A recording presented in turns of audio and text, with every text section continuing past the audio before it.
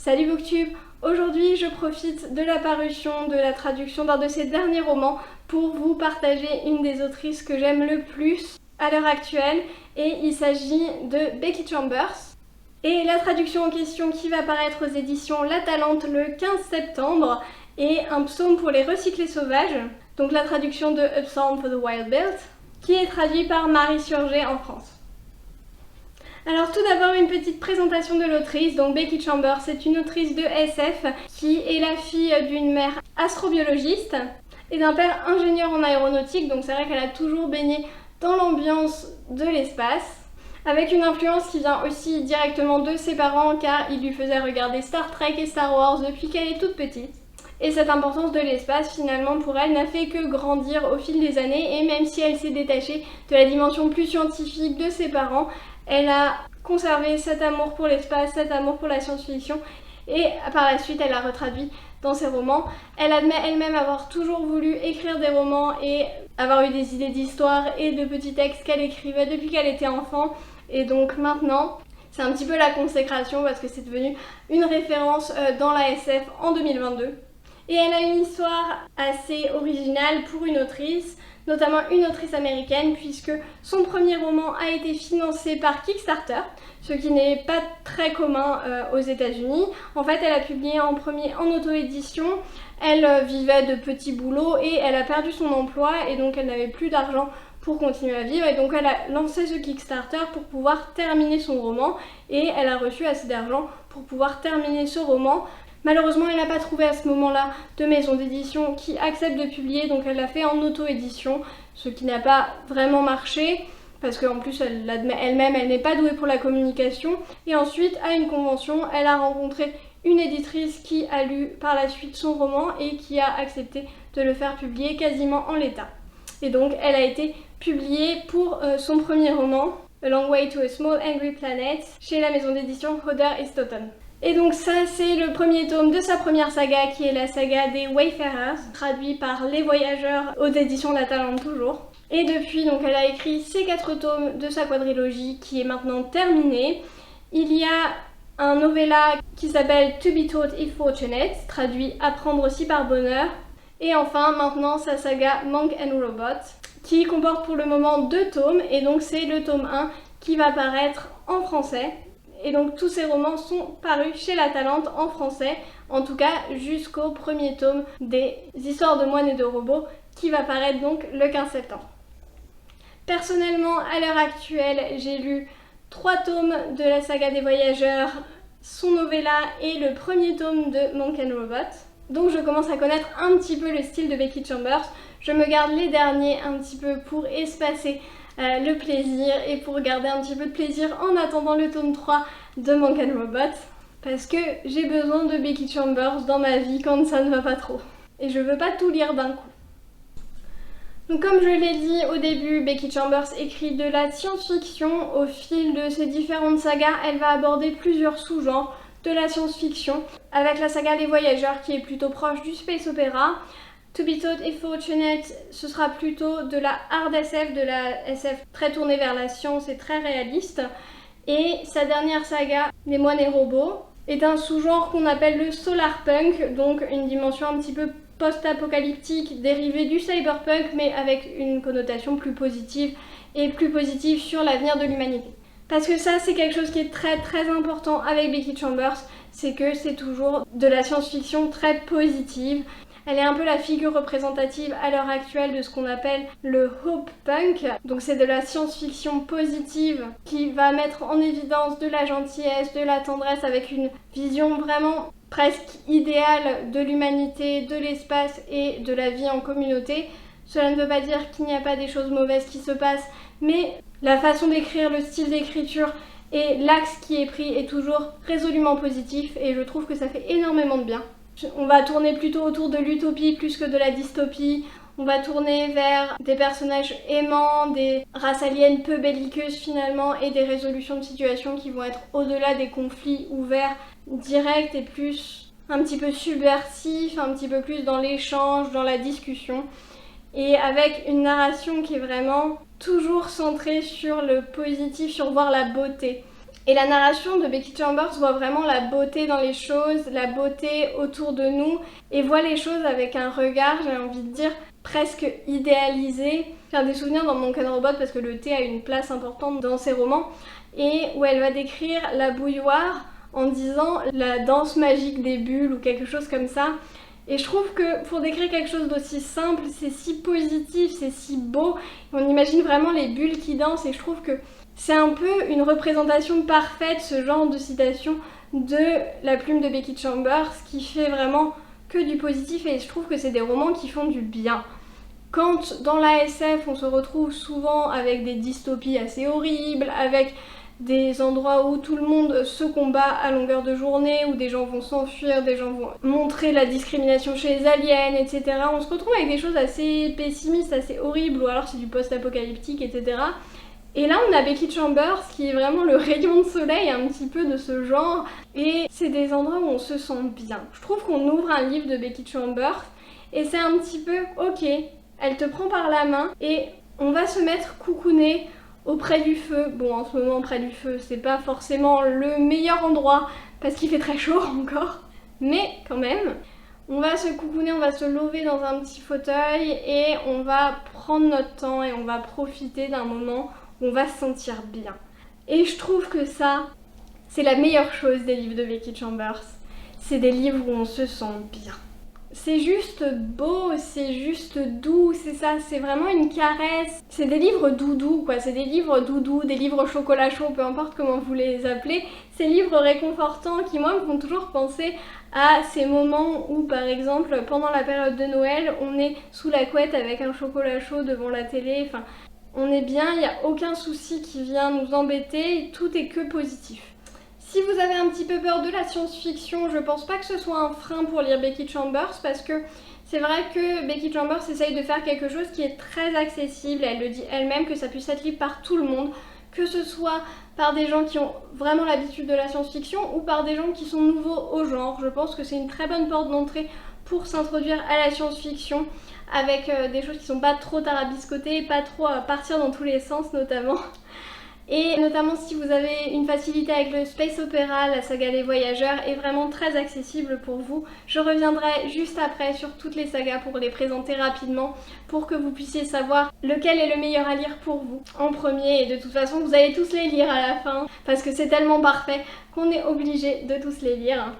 Et une des raisons qui rend Becky Chambers si accessible, c'est que ses textes sont fondamentalement humains. C'est centré sur les relations humaines. Elle l'admet elle-même, elle ne veut pas écrire de choses sur des grandes aventures, sur des grandes intrigues politiques où il va falloir renverser un gouvernement ou alors avec des guerres intergalactiques. Elle admet elle-même apprécier beaucoup ce genre d'histoire, notamment Star Wars, donc Star Trek, on peut avoir ce genre de choses. Mais c'est pas ce qu'elle veut écrire et elle veut écrire des choses très niche finalement, entre quelques personnes qui vont interagir et c'est vraiment ça le cœur des romans de Becky Chambers, c'est quelques personnes qui interagissent. Et oui, on est dans un univers de SF et dans un univers immense qui est hyper bien développé, qui est hyper riche, mais cet univers ne vient que servir ce côté très proche de nous, très cocon, très niche et très intériorisé finalement. On va pas du tout partir sur des considérations métaphysiques. C'est vraiment l'interaction et c'est vraiment l'humain avant tout, l'humain ou l'alien parfois, mais c'est vraiment les sentiments, les discussions, les interactions et sur le thème de la dépendance sociale, le fait que en tant qu'humain et dans les autres espèces d'aliens qu'elle va présenter, on soit vraiment dépendant de la société et dépendant de nos interactions avec les autres. Et comme elle le dit, vu qu'on est des minuscules personnes dans cet univers, on ressent vraiment ça quand elle présente toute l'étendue de son univers, on sent vraiment ce côté minuscule, ce côté presque anecdotique de la personne individuelle, et le fait qu'autour d'elle, elle ait besoin d'autres personnes, que d'autres personnes gravitent autour d'elle. On va pas être centré sur une personne, mais vraiment sur un groupe, sur un ensemble, et voir leur interaction, et c'est ça qui les rend si riches, c'est ça qui les rend si réels en fait. C'est assez bizarre à dire, mais certains aliens que Becky Chambers a pu faire me paraissent plus réels que d'autres humains dans certains livres que j'ai pu lire. Et pour faire ça, je pense que c'est un coup de maître et une maîtrise du genre et une maîtrise de sa façon d'écrire qui sont assez incroyables. Et on peut s'identifier à eux même si y a des espèces qui sont entièrement des reptiles. Donc ceux qui l'ont lu, c'est les Andrisques, où il y a des intelligences artificielles, où il y a des robots, ou tout ça. Et pourtant, on s'identifie vraiment à eux. Ils sont vraiment très relatable. Je n'ai toujours pas trouvé, après des années de traduction, qui marche à ce mot. Donc ils sont très relatable et on peut se référer à ces histoires-là comme aux nôtres parce qu'elles sont si proches des nôtres justement, parce que c'est des problématiques réelles.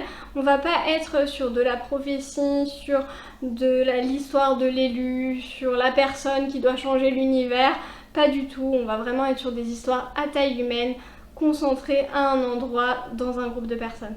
Et on a vraiment cette dichotomie entre SF qui est immense, la grandeur, mais dans un contexte domestique qui est assez rafraîchissant, assez intéressant. Pour vous donner un exemple très concret de ça, le tome 3 de la série Les Voyageurs, donc qui s'appelle Record of a Spaceborne Few, en fait on suit dans un vaisseau, et on suit que ça, les gens dans un vaisseau, et en fait il se passe rien. C'est-à-dire qu'ils sont dans un vaisseau à l'arrêt et ils parlent, c'est tout. Et il se passe rien, mais c'est magnifique quoi. Mais c'est vraiment parfait. Il y a peu d'auteurs qui sont capables de faire ça avec aussi peu d'action, de donner un rythme et de donner un intérêt qui reste. Et je trouve que c'est impressionnant et Becky Chambers le fait vraiment à la perfection dans son genre. Une autre utilité de la SF pour Becky Chambers, c'est vraiment de mettre en évidence une ouverture au monde, de faire prendre conscience de la différence. Il y a toute cette question de la différence, des mœurs de chaque culture, des habitudes de chaque culture et des différences qu'on peut avoir entre nous et comment on arrive à venir tous ensemble et comment on arrive à se rapprocher malgré ces différences. Et il y a notamment toute une discussion autour de la sexualité qui est très libertaire dans les livres de Becky Chambers. Il y a notamment les Andrisques, donc les races de reptiles dont j'ai parlé avant, où en fait quand ils se retrouvent en famille c'est l'orgie quoi. La relation sexuelle n'a aucune signification pour eux, ça n'a aucune signification relationnelle on va dire. C'est-à-dire que c'est quelque chose qui leur fait du bien, c'est physique, c'est tout, et il n'y a aucune autre connotation. Et il y a toute cette discussion autour de ça et cette vision vraiment des cultures, des différences. Et je trouve que c'est rafraîchissant parce que c'est toujours fait avec bienveillance. Et par exemple, ça, on l'a dans la série Monk and Robot aussi, où du coup c'est un humain et un robot qui vont se rencontrer et qui vont commencer à échanger. Et à un moment, l'être humain dit quelque chose qui n'est pas forcément hyper adapté et il s'excuse en disant « je suis désolé d'avoir dit ça ». Et le robot dit « bah on ne se connaît pas, on ne connaît pas nos coutumes, ça va forcément arriver et c'est pas grave et c'est pour ça que c'est intéressant qu'on se rencontre ».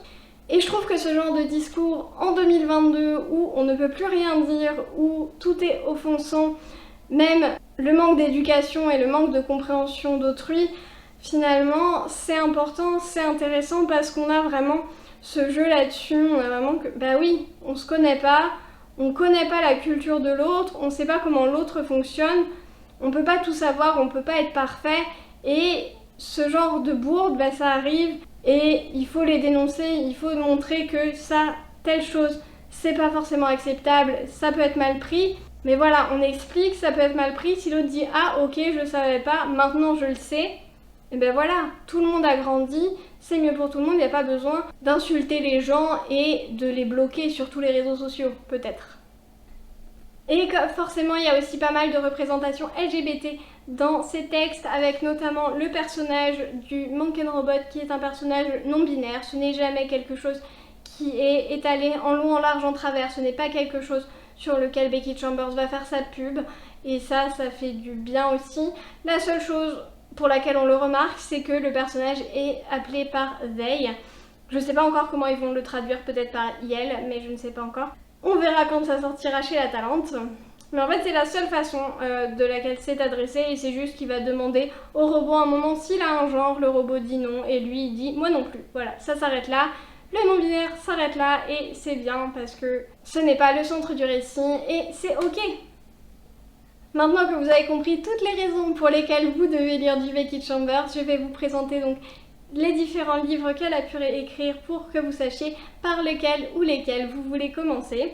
Donc comme je l'ai dit, il y a sa quadrilogie plutôt de space opéra, donc The Wayfarers, qui est Les Voyageurs en français. Donc la saga The Wayfarers, comme je l'ai dit, c'est une quadralogie, donc une saga qui est terminée en 4 tomes, qui sont tous des tomes compagnons, c'est-à-dire des tomes indépendants où on va retrouver en gros des personnages communs à tous les tomes, mais avec des histoires indépendantes, donc ça c'est pas mal, parce que par exemple on peut lire le tome 1 à un moment et le tome 2 un an après. On se souviendra en gros des références, mais il n'y a pas besoin de se souvenir de toute l'histoire et je trouve que ça c'est sympa. Quand on sait tout le nombre de séries qu'on a tous à terminer, c'est quand même sympa d'avoir des tomes compagnons et qui sont assez indépendants. On a le tome 1 donc, qui est A Long Way to a Small Angry Planet, traduit par l'espace d'un an, où on va suivre une humaine qui va se retrouver dans un équipage de vaisseau spatial et elle va apprendre à connaître tous les membres de cet équipage parce qu'elle doit fuir l'endroit où elle habite. Je vais pas en dire beaucoup plus, mais c'est pour le coup du space opéra un peu plus classique que ce qu'on pourra avoir après, avec du voyage galactique notamment, et de l'intrigue un petit peu plus politique, plus que ce qu'on pourra avoir par la suite. Ensuite, on a le tome 2, A Close and Common Orbit, qui a été traduit par Libration, où là on va suivre l'évolution d'une intelligence artificielle, avec toute la question de ce qui nous fait humain ou pas. Ensuite, le tome 3, Record of a Spaceborne Few, traduit sous le nom de Archives de l'Exode, qui est ce tome dont je vous parlais où on va suivre juste des membres d'équipage d'une flotte d'un vaisseau spatial qui vont discuter et partager un petit peu ensemble et voir quel est le but un petit peu de leur existence. Et enfin le tome 4 qui est le seul de cette saga que je n'ai pas encore lu, qui est appelé The Galaxy and the Ground Within et qui n'a pas encore été traduit. Donc cette saga est peut-être la plus classique dans le sens où ça commence comme un space opéra assez accessible et qui suit un petit peu les codes du space opéra pour ensuite devenir plus libéré de ce genre, plus émancipé on va dire, mais on va avoir un énorme univers avec un univers intergalactique, avec des voyages dans l'espace, des trous de verre, des sauts avec la vitesse de la lumière, etc. Donc un petit peu les codes qu'on a l'habitude de retrouver dans la SF assez classique. Ensuite, Becky Chambers a rédigé un novella. Donc un novella, c'est un roman assez court qui est trop long pour être une nouvelle, mais trop court pour être appelé roman, qui s'appelle To Be Taught If Fortunate et qui a été traduit sous le nom de Apprendre si par bonheur. Et donc cette histoire, peut-être un peu moins accessible, mais c'est de la hard SF, donc c'est-à-dire de la SF scientifique, qui va se centrer sur le fait que au lieu de terraformer, les humains vont décider de se modifier eux-mêmes pour s'adapter aux conditions de vie d'une planète. Et je vais pas vous en dire beaucoup plus parce que vu que c'est très court, sinon ça révèle vite un petit peu trop de l'histoire. Et enfin, je vous en ai parlé tout à l'heure, il y a la série Monk and Robot qui est encore en cours, donc il y a le deuxième tome qui est sorti il y a quelques semaines maintenant en VO et donc ce tome 1 qui va être traduit le 15 septembre à la Talente. Donc la saga Histoire de moines et de robots ou Monk and Robot. Le tome 1, A Psalm for the Wild Built, traduit sur le magnifique nom de Un psaume pour les recyclés sauvages. Et le tome 2, donc comme je l'ai dit, qui vient de paraître en VO et qui s'appelle A Prayer for the Crown Child. Cette saga, donc c'est ce que j'appelais le solarpunk tout à l'heure, donc c'est une vision un peu post, entre guillemets, apocalyptique de l'humanité, mais qui est très positive, avec une humanité qui s'est retranchée sur les 50% de la planète à peu près, et qui va laisser le reste en friche, le reste libre pour le reste des êtres vivants. Et la nature notamment, c'est une vision positive, je trouve, de l'écologie notamment, avec une humanité qui se soucie plus de son rapport à la nature et de la préservation de la nature. Il y a de nombreuses années, il y avait des robots dans les usines humaines et d'un coup, sans qu'on sache pourquoi, les robots ont acquis une conscience. Les humains ont pour une fois essayé de ne pas rendre en esclavage les choses qui avaient une conscience et donc ils ont demandé aux robots ce qu'ils voulaient pour eux-mêmes et donc les robots ont répondu une existence sans les humains. Et donc les humains ont accepté ça et ont scindé en deux la planète avec chacun son indépendance. Et en fait, dans cette histoire, on va suivre un moine du thé. Donc c'est un moine qui fait du thé pour réconforter les gens et qui va un jour rencontrer un robot. Et donc il s'agit de la première interaction entre les robots et les humains depuis cet épisode où l'humanité s'est complètement scindée des robots. Et donc c'est vraiment une acceptation encore une fois de la différence, de la découverte de l'autre, de la découverte d'autrui et de comment on peut le faire de façon bienveillante, de façon positive, dans un univers où l'écologie encore une fois est traitée de manière positive et de manière belle et juste. Et je trouve qu'en ce moment en particulier où c'est un peu le catastrophisme écologique et j'en suis la première à le faire parce que l'écologie c'est vraiment un sujet qui est très important pour moi. Mais ça fait aussi du bien d'avoir quelque chose de plus léger, de plus positif, parce que sinon c'est vrai qu'on se roule en boule et on pleure toute la journée parce que c'est assez horrible le futur qu'on nous prévoit, et de voir ce genre de choses, c'est vrai que ça fait du bien. Et donc je ne peux que vous encourager à les lire. Il s'agit de romans très très courts, c'est presque des novellas aussi en fait, le tome 1 doit faire 200 pages je crois, ça se lit très vite, ça se lit très bien. Si le space opéra c'est pas votre truc, je vous encourage vivement à aller acheter la traduction qui va sortir bientôt chez La Talente, et vraiment découvrez Becky Chambers. Je ne peux que vous encourager à découvrir cette autrice magnifique. Que vous aimiez ou pas la science-fiction, honnêtement, je pense que c'est hyper accessible. C'est des relations humaines, c'est des histoires de vie, c'est des histoires vraiment réelles, malgré le fait que ce soit des aliens. On n'est pas du tout sur quelque chose de tarabiscoté, de tiré par les cheveux, c'est vraiment magnifique, c'est vraiment des histoires à petite échelle. Et franchement, que vous soyez débutant en SF, que vous aimiez ça, je pense que c'est vraiment accessible pour tout le monde, et vraiment, je ne peux que vous encourager à découvrir Becky Chambers. Sur ce, on arrête tous de procrastiner, on va prendre un livre, et moi je vous dis à la prochaine.